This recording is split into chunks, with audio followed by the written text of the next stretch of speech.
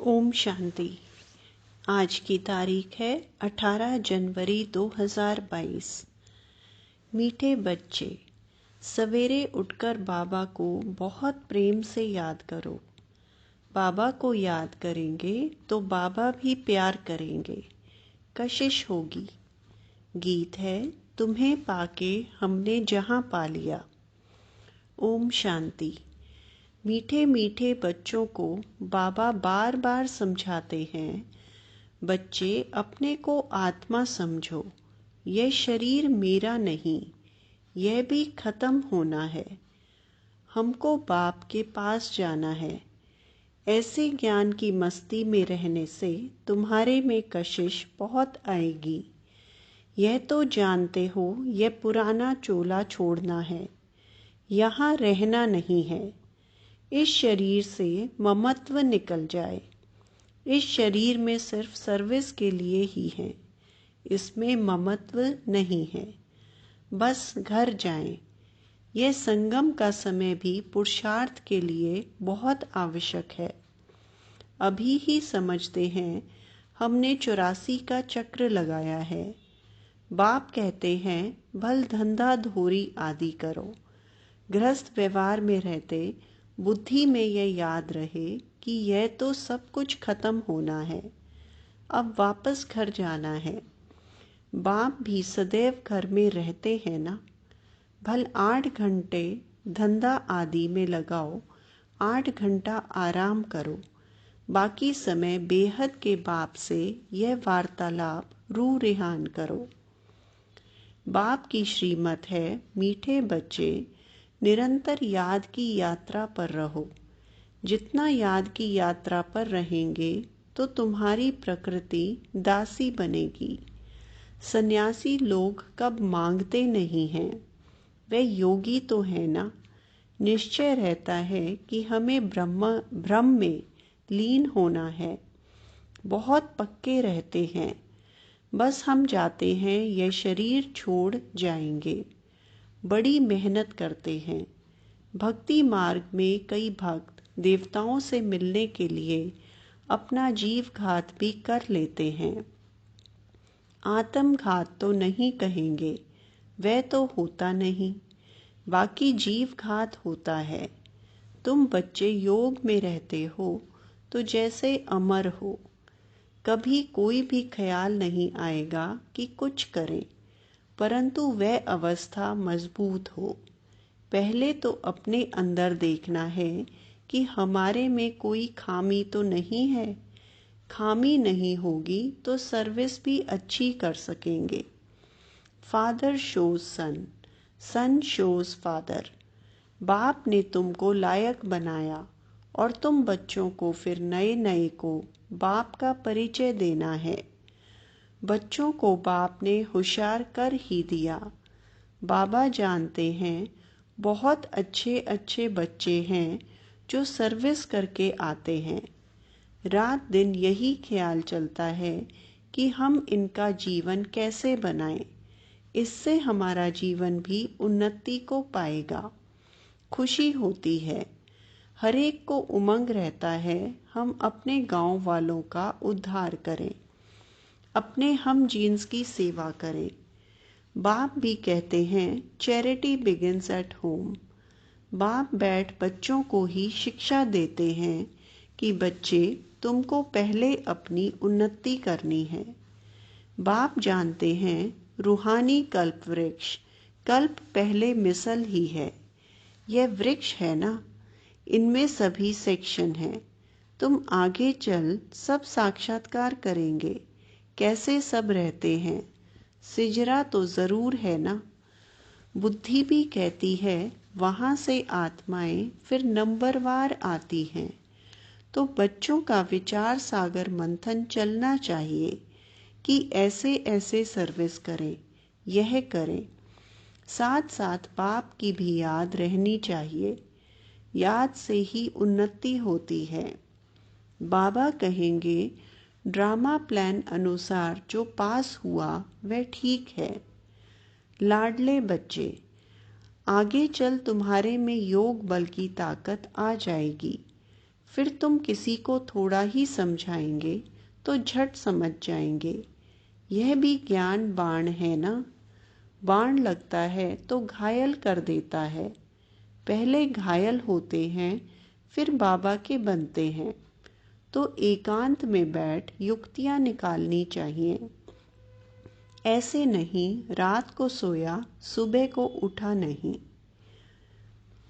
सवेरे उठकर बाबा को बहुत प्रेम से याद करना चाहिए। रात को भी याद में सोना चाहिए। बाबा को याद ही नहीं करेंगे तो बाप फिर प्यार कैसे करेंगे? कशिश ही नहीं होगी। भल बाबा जानते हैं ड्रामा में सब प्रकार के नंबरवार बनने हैं, फिर भी चुप करके बैठ थोड़े ही जाएंगे। पुरुषार्थ कराएंगे ना। बच्चों को ड्रामा कह करके ठहर नहीं जाना है, नहीं तो अंत समय में बहुत पछताना पड़ेगा। नाहक मैंने ऐसा किया, माया के वश हो गया। बाप को तो तरस पड़ता है, नहीं सुधरते हैं तो उनकी क्या गति होगी? रोएंगे, पीटेंगे, सजाएं खाएंगे। इसलिए बाप बच्चों को बार बार शिक्षा देते हैं कि बच्चे तुम्हें परफेक्ट बनना है। बार बार अपनी चेकिंग करनी है। हर एक बच्चे को अपने से पूछना है, बाप से हमें सब कुछ मिला, फिर किस चीज़ की मेरे में कमी है? अपने अंदर झांक करके देखना है। जैसे नारद से पूछा ना कि लक्ष्मी को वरने के लायक अपने को समझते हो? बाप भी पूछते हैं, लक्ष्मी को वरने लायक बने हो? क्या क्या खामियां रही हुई हैं जिसको निकालने का पुरुषार्थ करना है। नए नए बच्चों को भी समझाया जाता है, बताओ तुम्हारे में कोई खामी तो नहीं है, क्योंकि तुम्हें अभी ही परफेक्ट बनना है। बाप आते ही हैं परफेक्ट बनाने। तो अपने अंदर से पूछो, हम इन लक्ष्मी नारायण जैसे परफेक्ट बने हैं? अगर खामियां हैं तो बाप को बताना चाहिए कि ये खामियां हमारे से निकलती नहीं हैं, उसका कोई उपाय बताओ। बीमारी सर्जन द्वारा ही निकल सकती है। तो ईमानदारी से, सच्चाई से देखो मेरे में क्या खामी है। खामियां बताएंगे तो बाप राय देंगे।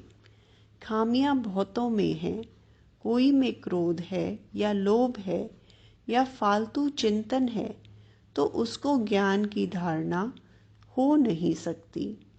बाप रोज रोज समझाते हैं, वैसे इतना समझाने की दरकार नहीं है, लेकिन ये धारण करने की बातें हैं।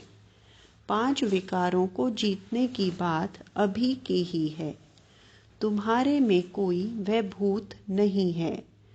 यह जन्म जन्मांतर के भूत 5 विकार अंदर प्रवेश हैं, जिन्होंने दुखी किया है। काम भूत के लिए तो रोज समझाया जाता है। आंखें बहुत धोखा देती हैं, इसलिए आत्मा को देखने की प्रैक्टिस अच्छी रीति डालनी चाहिए। मैं आत्मा हूँ, यह भी आत्मा है। तुम आत्माएं तो भाई भाई हो ना। तो इस शरीर को नहीं देखना है। हम आत्माएं सब वापस घर जाने वाली हैं। बाप आए हैं ले जाने के लिए। बाकी यह देखना है हम सर्वगुण संपन्न बने हैं, कौन सा गुण कम है।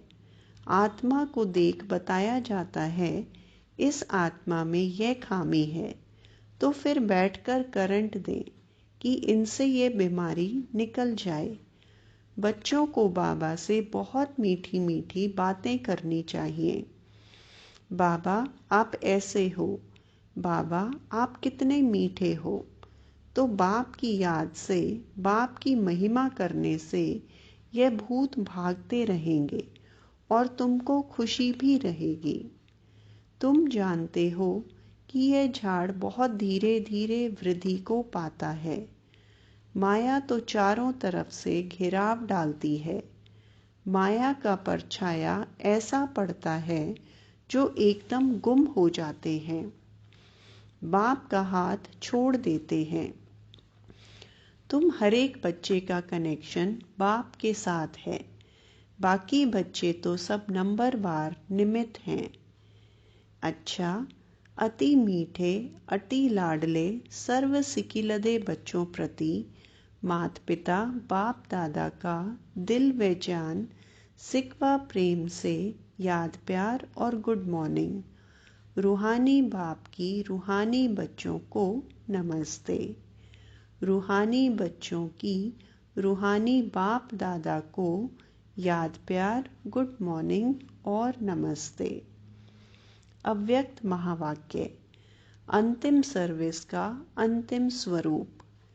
अपने अंतिम स्वरूप का साक्षात्कार होता रहता है, क्योंकि जितना जितना नज़दीक आते जाते हैं उतना ऐसे अनुभव होगा जैसे कोई सम्मुख वस्तु दिखाई दे रही है। ऐसे ही अनुभव होगा कि अभी अभी यह बनेंगे। जैसे वृद्ध अवस्था वालों को यह स्मृति रहती है कि अभी वृद्ध हूँ, अभी अभी जाकर बच्चा बनूंगा। ऐसे ही अपने अंतिम स्वरूप की स्मृति नहीं, लेकिन सम्मुख स्पष्ट रूप से साक्षात्कार हो। अभी यह हूँ, फिर यह बनूंगा। जैसे शुरू में सुनाते थे कि जब मंजिल पर पहुंच जाएंगे तो ऐसे समझेंगे कि कदम रखने की देरी है। एक पाँव रख चुके हैं, दूसरा रखना है, बस इतना अंतर है। तो ऐसे अपनी अंतिम स्टेज की समीपता का अनुभव होता है। अपरोक्ष स्पष्ट साक्षात्कार होता है। जैसे आईने में अपना रूप स्पष्ट दिखाई देता है, वैसे ही इस नॉलेज के दर्पण में ऐसा ही अपना अंतिम स्वरूप स्पष्ट दिखाई दे। जैसे कोई बहुत अच्छा सुंदर चोला सामने रखा हो और मालूम हो कि हमको अभी यह धारण करना है, तो न चाहते हुए भी धारण करने का समय जैसे जैसे नज़दीक आता रहेगा तो अटेंशन जाएगा, क्योंकि सामने दिखाई दे रहा है। ऐसे ही अपना अंतिम स्वरूप सामने दिखाई देता है, उस स्वरूप तरफ अटेंशन जाता है। वह लाइट का स्वरूप कहो, वह चोला कहो, लाइट ही लाइट दिखाई पड़ेगी। फरिश्तों का स्वरूप क्या होता है? लाइट। देखने वाले भी ऐसे अनुभव करेंगे कि यह लाइट के वस्त्रधारी हैं। लाइट ही इन्हों का ताज है, लाइट ही वस्त्र है, लाइट ही इन्हों का श्रृंगार है।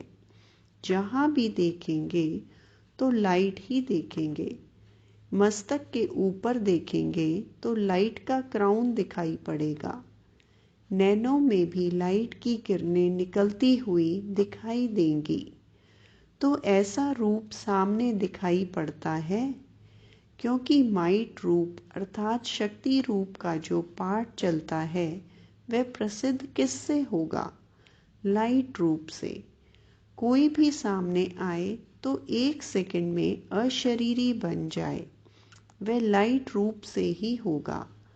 ऐसा चलता फिरता लाइट हाउस हो जाएंगे जो किसी को भी यह शरीर दिखाई नहीं पड़ेगा। विनाश के समय पेपर में पास होना है तो सर्व परिस्थितियों का सामना करने के लिए लाइट हाउस बनना पड़े। चलते फिरते अपना वह रूप अनुभव होना चाहिए। यह प्रैक्टिस करनी है। शरीर बिल्कुल भूल जाए। अगर कोई काम भी करना है, चलना है, बात करनी है, वह भी निमित्त आकारी लाइट का रूप धारण करना है। जैसे पाठ बजाने समय चोला धारण करते हो, कार्य समाप्त हुआ, चोला उतारा, एक सेकंड में धारण करेंगे, एक सेकंड में न्यारे हो जाएंगे। जब यह प्रैक्टिस पक्की हो जाएगी, फिर यह कर्म भोग समाप्त होगा। जैसे इंजेक्शन लगाकर दर्द को ख़त्म कर देते हैं। हठ योगी तो शरीर से न्यारा होने का अभ्यास कराते हैं। ऐसे ही यह स्मृति स्वरूप का इंजेक्शन लगाकर देह की स्मृति से गायब हो जाएं। स्वयं भी अपने को लाइट रूप अनुभव करो तो दूसरे भी वही अनुभव करेंगे। अंतिम सर्विस यही है। इससे सारी कारोबार भी लाइट अर्थात हल्की होगी। जो कहावत है ना, पहाड़ भी राई बन जाता है, ऐसे कोई भी कार्य लाइट रूप बनने से हल्का हो जाएगा। बुद्धि लगाने की भी आवश्यकता नहीं रहेगी। हल्के काम में बुद्धि नहीं लगानी पड़ती है। तो इसी लाइट स्वरूप की स्थिति में जो मास्टर जानी जाननहार व मास्टर त्रिकालदर्शी के लक्षण हैं वे आ जाते हैं। करे या न करे यह भी सोचना नहीं पड़ेगा। बुद्धि में वही संकल्प होगा जो यथार्थ करना है। उस अवस्था के बीच कोई भी कर्म भोग की भासना नहीं रहेगी। जैसे इंजेक्शन के नशे में बोलते हैं, हिलते हैं, सभी कुछ करते भी स्मृति नहीं रहती है। कर रहे हैं यह स्मृति नहीं रहती है, स्वतः ही होता रहता है। वैसे कर्म भोग व कर्म किसी भी प्रकार का चलता रहेगा, लेकिन स्मृति नहीं रहेगी। वह अपनी तरफ आकर्षित नहीं करेगा। ऐसी स्टेज को ही अंतिम स्टेज कहा जाता है। ऐसा अभ्यास होना है। यह स्टेज कितना समीप है, बिल्कुल सम्मुख तक पहुंच गए हैं। जब चाहें तब लाइट रूप हो जाएं, जब चाहें तब शरीर में आएं। वे जो कुछ करना हो वह करें। सदा काल व स्थिति एक रस जब तक रहे तब तक बीच बीच में कुछ समय तो रहे। फिर ऐसे रहते रहते सदा काल हो जाएगी। जैसे साकार में आकार का अनुभव करते थे ना, फर्स्ट में रहते भी फरिश्ते का अनुभव करते थे। ऐसी स्टेज तो आनी है ना। शुरू शुरू में बहुतों को यह साक्षात्कार होते थे। लाइट ही लाइट दिखाई देती थी। अपने लाइट के क्राउन के भी अनेक बार साक्षात्कार करते थे। जो आदि में सैंपल था वह अंत में प्रैक्टिकल स्वरूप होगा। संकल्प की सिद्धि का साक्षात्कार होगा। जैसे वाचा से आप डायरेक्शन देती हो ना, वैसे संकल्प से सारी कारोबार चला सकती हो। साइंस की शक्ति से नीचे पृथ्वी से ऊपर तक डायरेक्शन लेते रहते हैं। तो क्या श्रेष्ठ संकल्प के से कारोबार नहीं चल सकती है? साइंस ने कॉपी तो साइलेंस से ही की है। तो एग्जाम्पल देने अर्थ पहले से ही स्पष्ट रूप में आपके सामने है। कल्प पहले तो आप लोगों ने किया है ना, फिर बोलने की आवश्यकता नहीं। जैसे बोलने में बात को स्पष्ट करते हैं, वैसे ही संकल्प से सारी कारोबार चले। जितना जितना अनुभव करते जाते हो, एक दो के समीप आते जाते हो, तो संकल्प भी एक दो से मिलते जाते हैं। लाइट रूप होने से व्यर्थ संकल्प, व्यर्थ समय समाप्त हो जाने के बाद संकल्प वही उठेगा जो होना है। आपकी बुद्धि में भी वही संकल्प उठेगा, और जिसको करना है उनकी बुद्धि में भी वही संकल्प उठेगा कि यही करना है। नवीनता तो यह है ना, यह कारोबार कोई देखे तो समझेंगे इन्हों की कारोबार कहने से नहीं, इशारों से चलती है। नज़र से देखा और समझ गए। सूक्ष्म वतन यहाँ ही बनना है। अच्छा, ओम शांति। वरदान: भुजाओं में समाने और भुजाएं बन सेवा करने वाले ब्रह्मा बाप के स्नेही भव। जो बच्चे बाप स्नेही हैं वे सदा ब्रह्मा बाप की भुजाओं में समाये रहते हैं। यह ब्रह्मा बाप की भुजाएं ही आप बच्चों की सेफ्टी का साधन हैं। जो प्यारे स्नेही होते हैं वो सदा भुजाओं में होते हैं। तो सेवा में बाप दादा की भुजाएं हो और रहते हो बाप की भुजाओं में। इन दोनों दृश्यों का अनुभव करो। कभी भुजाओं में समा जाओ और कभी भुजाएं बनकर सेवा करो। नशा रहे कि हम भगवान के राइट हैंड हैं। स्लोगन: संतुष्टता और प्रसन्नता की विशेषता ही उड़ती कला का अनुभव कराती है। अच्छा, ओम शांति।